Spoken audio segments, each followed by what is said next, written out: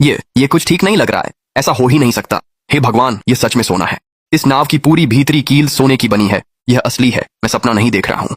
मैं सच में अमीर हूँ। जब तक घाट पर कोई नहीं है, मुझे इसे तोड़कर छुपाना होगा।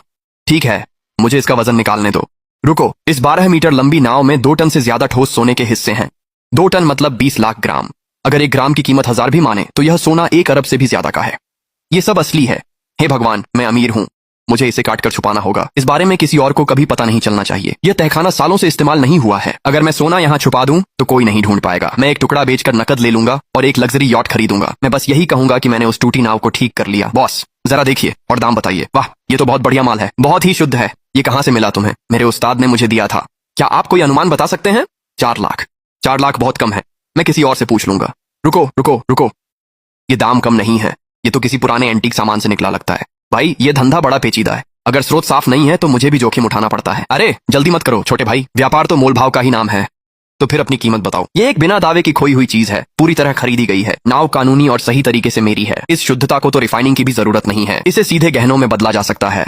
आखिरी दाम 5 लाख। ये तो लगभग बाजार भाव है। ठीक है ठीक है, तुम तो बड़े जिद्दी हो। मुझे लग रहा है कि आगे भी तुम्हारे पास और माल आएगा। चलो, इसे दोस्ती मान लेते हैं। 5 लाख तय रहा। अपना कार्ड नंबर 2। कल उस टूटी हुई मछली पकड़ने वाली नाव की वजह से सबने मेरी तरफ उंगली उठाई और हंसे। उन्होंने कहा कि मेरी पूरी जिंदगी मछली की बदबू आएगी। मेरी बीवी किसी और आदमी की मर्सिडीज में भाग गई। यहाँ तक कि मेरा घर भी बिखर गया। लेकिन अब से मैं लूरान अपनी जिंदगी बदलने जा रहा हूँ। लेकिन जिनबाओ, तुम बस देखना। भाई, तुम्हारा असली मतलब क्या है?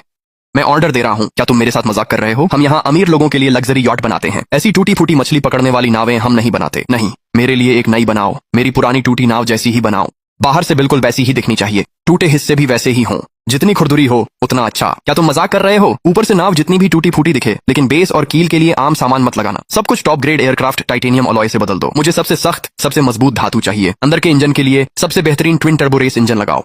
पावर को पूरी तरह से बढ़ा दो। एक ऐसी टूटी फूटी नाव जो डूबने वाली लगे, लेकिन उसमें एयरक्राफ्ट ग्रेड चेसिस और रेस कार इंजन हो। अगर एक्सीलेटर दबा दिया तो ये कबाड़ नाव आसमान में उड़ सकती है। एक ही जवाब चाहिए। क्या तुम इसे बना सकते हो या नहीं? हम बना सकते हैं, लेकिन सिर्फ उपकरणों की कीमत ही कम से कम 7 लाख होगी। अगर जल्दी काम करोगे तो मैं 1 लाख और जोड़ दूंगा।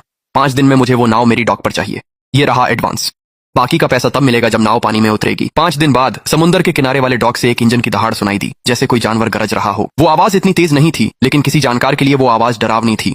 एक जर्जर पुरानी मछली पकड़ने वाली नाव, जिसकी पेंट उखड़ी हुई थी और हरी काई से ढकी थी, धीरे धीरे डॉक में आकर रुकी। पानी पर एक भी अतिरिक्त लहर नहीं थी। नाव का ढांचा ऐसा लग रहा था जैसे वो समुद्र से जुड़ गया हो। जैसे ही उसने इंजन बंद किया, वो डरावनी दहाड़ तुरंत गायब हो गई। नाव फिर से बेकार समुद्र का कबाड़ बन गई। अरे ये देखो, उसने सच में उस कबाड़ के टुकड़े को फिर से तैरता हुआ बना दिया। मास्टर लू, बुरा नहीं है। वो सड़े हुए तख्ते भी थोड़ी गोंद लगाकर अब भी तैर रहे हैं। तुमने बहुत सारी सुपर ग्लू लगाई हो।